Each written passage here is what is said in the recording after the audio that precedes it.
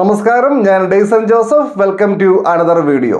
എല്ലാവർക്കും തന്നെ അറിയാവുന്ന ഒരു കാര്യം ആദ്യം പറയാം. നമ്മൾ ബാങ്കിലൊക്കെ ഫിക്സഡ് ഡെപ്പോസിറ്റ് ആയിട്ട് പണം നിക്ഷേപിച്ച് കഴിഞ്ഞാൽ അതിൻ്റെ പലിശ മാത്രമായിട്ട് പിൻവലിക്കാൻ വേണ്ടി പറ്റും. പലിശ മാത്രം പിൻവലിച്ച് മുതൽ അവിടെ വളരെ സേഫായിട്ട് ഹോൾഡ് ചെയ്യാൻ വേണ്ടി പറ്റും. ഇനി ഒരുപാട് പേര് ഇങ്ങോട്ട് ചോദിക്കാറുള്ള ഒരു സംശയം പറയാം. ഈ പറഞ്ഞ പോലെ തന്നെ മ്യൂച്വൽ ഫണ്ടിൻ്റെ കേസിൽ പറ്റുമോ? മ്യൂച്വൽ ഫണ്ടിൽ ഒരു എമൗണ്ട് നിക്ഷേപിച്ചിട്ട് അതിൽ നിന്ന് പ്രോഫിറ്റ് മാത്രം പിൻവലിക്കുന്നു, എന്നിട്ട് മുതൽ അവിടെ സേഫ് ആയിട്ട് ഹോൾഡ് ചെയ്യുന്നു. ഇത് സാധിക്കുമോ? ഒരു ആംഗിളിൽ കൂടെ പറയുമ്പോൾ ഇതിൻ്റെ ഉത്തരം യെസ് എന്നാണ്, സാധിക്കും. എന്നാൽ വേറൊരു ആംഗിളിലൂടെ പറയുമ്പോൾ ഇതിൻ്റെ ഉത്തരം നോ എന്നാണ്, സാധിക്കില്ല. നിങ്ങൾ 10 ലക്ഷം രൂപ ഫിക്സഡ് ഡെപ്പോസിറ്റ് ആയിട്ട് നിക്ഷേപിക്കുന്നു. 6% പലിശ എന്ന് പറഞ്ഞു കഴിഞ്ഞാൽ ഒരു വർഷം 60,000 രൂപ പലിശയായിട്ട് കിട്ടും. ഒരു വർഷമാകുമ്പോൾ നമുക്ക് വേണമെങ്കിൽ എന്ത് ചെയ്യാം? ഈ 60,000 രൂപ പലിശ പൂർണ്ണമായിട്ടും പിൻവലിക്കാം. മുതൽ 10 ലക്ഷം അവിടെ സേഫ് ആയിട്ട് ഹോൾഡ് ചെയ്യാനും പറ്റും. ഈ വാർഷിക പലിശ 60,000 എന്ന് പറയുന്നത് വേണമെങ്കിൽ മാസം 5,000 വീതവും പിൻവലിക്കാം കേട്ടോ. ഇവിടെ ഫിക്സഡ് ഡെപ്പോസിറ്റിന്റെ കേസിൽ പ്രിൻസിപ്പാൾ എമൗണ്ടും, അതായത് മുതലും പലിശയും സെപ്പറേറ്റ് ആണ്. അത് സെപ്പറേറ്റ് ആയിട്ട് തന്നെയാണ് നിർത്തിയിരിക്കുന്നത്. ഇത്ര ഇൻവെസ്റ്റ് ചെയ്തു, ഇത്ര പലിശ മാത്രം പിൻവലിച്ചു, ബാക്കി മുതൽ അവിടെ തന്നെ നിൽക്കുന്നു എന്ന് കൃത്യമായിട്ട് പറയാൻ പറ്റും. എവിടെ? ഫിക്സഡ് ഡെപ്പോസിറ്റിന്റെ കേസിൽ. എന്നാൽ മ്യൂച്വൽ ഫണ്ടിന്റെ കേസിൽ അങ്ങനെയല്ല.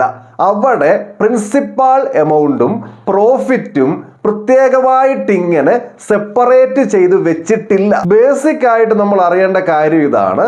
നമ്മൾ ഒരു മ്യൂച്വൽ ഫണ്ടിൽ ഇൻവെസ്റ്റ്മെന്റ് നടത്തുമ്പോൾ ആ മ്യൂച്വൽ ഫണ്ടിന്റെ യൂണിറ്റുകൾ മേടിക്കുകയാണ് നമ്മൾ ചെയ്യുന്ന പ്രവൃത്തി. ആ യൂണിറ്റുകളുടെ വിലയെ പറയുന്ന പേരാണ് NAV, നെറ്റ് അസറ്റ് വാല്യൂ. ഇനി നമ്മൾ മേടിച്ചതിന് ശേഷം ഈ യൂണിറ്റുകളുടെ വില കൂടിയാൽ, എന്ന് പറഞ്ഞാൽ NAV കൂടിയാൽ, എത്രയാണോ കൂടുന്നത് അതാണ് നമ്മുടെ ലാഭം. പ്രാക്ടിക്കലായിട്ട് പറയാം, നമ്മൾ 10 ലക്ഷം രൂപ ഒരു മ്യൂച്വൽ ഫണ്ടിൽ ലംസമായിട്ട് നിക്ഷേപിക്കുന്നു.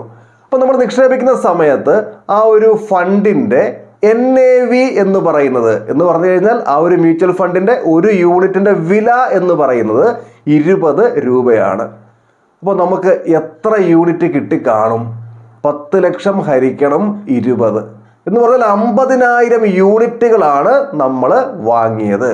ഇനി കുറച്ച് വർഷങ്ങൾ കഴിഞ്ഞപ്പോൾ ആ ഒരു ഫണ്ടിന്റെ NAV 20-ൽ നിന്ന് 30-ലേക്ക് എത്തി. അപ്പൊ നമ്മുടെ 10 ലക്ഷം എന്ന ഇൻവെസ്റ്റ്മെന്റിന്റെ മൂല്യം എത്രയായി? 50,000 യൂണിറ്റ് ആണ് കയ്യിലുള്ളത്. ഒന്നിന്റെ വില ഇപ്പോൾ എത്രയാ? 30. അപ്പൊ 50,000 ഗുണിക്കണം 30, 15 ലക്ഷം. 10 ലക്ഷം ഇൻവെസ്റ്റ് ചെയ്തതാണ്, ഇപ്പോൾ അത് 15 ലക്ഷമായിരിക്കുന്നു. നമ്മളിവിടെ പറയുന്നത് ഇങ്ങനെയാണ്, 5 ലക്ഷം രൂപ നമുക്കിപ്പോൾ എന്തുണ്ട്? പ്രോഫിറ്റ് ഉണ്ട്. അത് ശരിയാണ്, സംശയമൊന്നും വേണ്ട. ഇനി നമുക്ക് ഈ പ്രോഫിറ്റ് ആയിട്ടുള്ള 5 ലക്ഷം രൂപ പിൻവലിക്കണമെങ്കിൽ അവിടെയാണ് നമ്മൾ കാര്യങ്ങൾ കൃത്യമായിട്ട് മനസ്സിലാക്കേണ്ടത്. 5 ലക്ഷം പിൻവലിക്കണമെങ്കിൽ ആ 5 ലക്ഷത്തിന് തുല്യമായിട്ടുള്ള യൂണിറ്റുകൾ നമ്മൾ വിൽക്കണം. എത്ര യൂണിറ്റ് വിൽക്കണം? 5 ലക്ഷം ഹരിക്കണം 30. ഇപ്പോൾ 30 രൂപയാണല്ലോ ഒരു യൂണിറ്റിന്റെ വില.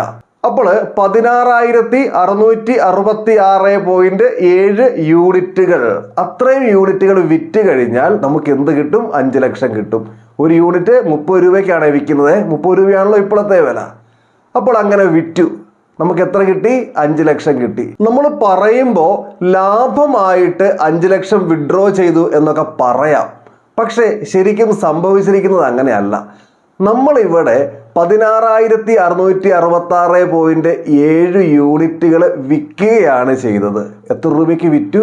30 രൂപയ്ക്ക്. അങ്ങനെയാണ് ഈ 5 ലക്ഷം രൂപ ഇപ്പോൾ നമുക്ക് കിട്ടിയത്. ഈ 30-ൽ 20 എന്ന് പറയുന്നത് നമ്മൾ ഈ യൂണിറ്റുകൾ മേടിച്ച വിലയാ, ശരിയല്ലേ? 20 രൂപയ്ക്കല്ലേ നമ്മൾ യൂണിറ്റുകൾ മേടിച്ചത്. അപ്പം 16,666.7 ഗുണിക്കണം 20, എത്രയാണോ കിട്ടുന്നത് അത് എന്ന് പറയുന്നത് നമ്മുടെ മുടക്കുമുതലാണ്. എന്ന് പറഞ്ഞാൽ ഈ യൂണിറ്റുകൾ വാങ്ങിയ വിലയാണ്. അത് എത്ര വരും? 3,33,333 എന്ന് വരും. അത് ശരിക്കും മുടക്കുമുതലാണ്. ഇനി 10 രൂപയല്ലേ ഒരു യൂണിറ്റിന് കൂടിയത് നമ്മൾ മേടിച്ചതിന് ശേഷം? 20 എത്രയായി മാറി? 30 മാറി. അപ്പോൾ കൂടിയത് 10 രൂപ.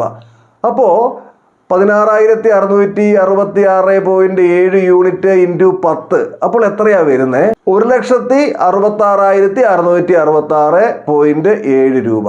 അത്രയുമാണ് പ്രോഫിറ്റ്. എന്ന് പറഞ്ഞു കഴിഞ്ഞാൽ ലാഭമാണ് എന്ന് കരുതി നമ്മൾ വിഡ്രോ ചെയ്ത 5 ലക്ഷത്തിനകത്ത് 3,33,333 രൂപ മുടക്കുമുതലാണ്. പ്രോഫിറ്റ് എത്രയേ ഉള്ളൂ? 1,66,667 രൂപയെ പ്രോഫിറ്റ് ഉള്ളൂ. ഇനി ബാക്കി നിൽക്കുന്ന എമൗണ്ടിന്റെ കാര്യം അങ്ങനെയാ. ബാക്കി 10 ലക്ഷം രൂപ മുടക്കുമുതൽ അതേപടി നിൽക്കുന്നുണ്ട് നമ്മൾ വിചാരിക്കുന്നുണ്ട്. പക്ഷേ ആ ബാക്കി നിൽക്കുന്ന 10 ലക്ഷത്തിലും മുടക്കുമുതലും ഉണ്ട്, പ്രോഫിറ്റും ഉണ്ട്. എന്ന് പറഞ്ഞു കഴിഞ്ഞാൽ ബാക്കി അവിടെ എത്ര യൂണിറ്റേ ഉള്ളൂ? 50,000 യൂണിറ്റ് കയ്യിലുണ്ടായിരുന്നതാ. അതിൽ എത്ര എണ്ണം വിറ്റ് കളഞ്ഞു? 16,666.7 യൂണിറ്റുകൾ വിറ്റ് കളഞ്ഞു. ഇനി ബാക്കി എത്ര യൂണിറ്റാണ് കയ്യിലുള്ളത്? 33,333.3 യൂണിറ്റുകളാണ് കയ്യിലുള്ളത്. അപ്പോൾ അത് ഇൻറ്റു 20. എന്താ 20 കൊണ്ട് ഉദ്ദേശിക്കുന്നത്? വാങ്ങിയ വില എന്ന് പറയുമ്പോൾ 6,66,666 രൂപ വരും. അത്രയും എന്താണ്? മുടക്കുമുതലാണ്. ഇനി 10 രൂപയാണല്ലോ ഒരു യൂണിറ്റിലുള്ള ലാഭം. അപ്പോൾ 33,333 യൂണിറ്റ് ഇൻറ്റു 10. അപ്പോൾ എത്ര വരും? 3,33,333. അതാണ് പ്രോഫിറ്റ്. എന്ന് പറഞ്ഞു കഴിഞ്ഞാൽ നമ്മൾ വിചാരിക്കുന്നു മുടക്കുമുതൽ 10 ലക്ഷം അവിടെ സേഫായി നിൽക്കുന്നുവെന്ന്. ശരിയാണ് പറയുമ്പം. പക്ഷേ പ്രാക്ടിക്കലി ലോജിക്കലി അങ്ങനെയല്ല. ആ 10 ലക്ഷത്തിൽ കുറേ എന്താണ്? മുടക്കുമുതൽ തന്നെയാണ്, പ്രിൻസിപ്പൽ എമൗണ്ട് തന്നെയാണ്. എന്നാൽ ബാക്കി കുറേ എന്താണ്? പ്രോഫിറ്റാണ്.